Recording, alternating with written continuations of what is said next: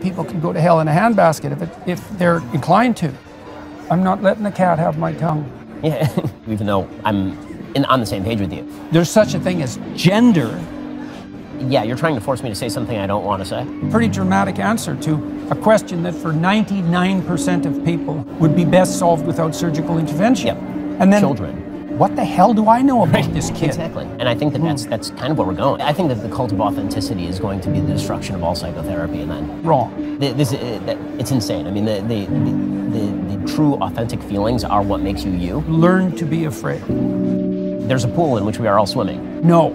There's a pool in which we are all swimming. Wrong. It seems like yeah, well, so this movement towards unity that we were talking about, this is a place I think where, yes. Why do you even pay attention? I was asked that earlier today. Oh, really? What did you say? I'm not saying words that other people want me to say. Okay, let everybody do whatever they're going to do, and it's not going to bother me. No. It's so fundamentally opposed to everything true. But the full manifestation of that in an integrated sense is the drive towards authenticity inside this higher order unity, social alienation and death.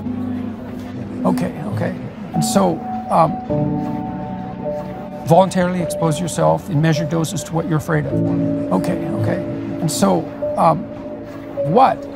Using electric shock to treat homosexuals. There's no such thing as biological sex. That's just insane. It's insanity. You have a gender-confused 12-year-old. Look, I had a 14-year-old kid who was a client of mine. He was a pretty creative kid. I don't want my kid. That's wrong. You're suppressing your sexual desire. You're always afraid. Your vision of yourself be reflected by me in defiance of baseline reality and in order to redefine how society as a whole works. Well, a lot of it's murky thinking. That's not right. Right. If there's no such thing as sex. Right? So children are afraid they get less afraid when you expose them. Had a client I exposed to an elevator. The door's open. She said, "That's a tube." It seems like so this causes fragmentation and chaos. It's like some for you, some for me, some for you, some for me, in measure, right? And that makes both of us richer. That's great. It's good. Actually, if I can get a re-up on something, that would be awesome. Yeah. Thank you. Okay. And so, we've really worked out our relationship. Destroy all the walls. Like, you've never seen smiles like that. It's really something. The fact that what you're trying to force me to say is so innately opposed to the good is the problem. It's really something. So why do you even care? Fair enough. You're living by yourself in the toxic sludge that you are. Yes, exactly. A boy can be people will say, well, I'll exceed, but not for my children. You can come after me, but you come after my kids, and that's a whole different story. I find myself getting, if I look at my own political evolution, I would say that when I grew up in a religious home, so that means that pretty conservative. It's gay.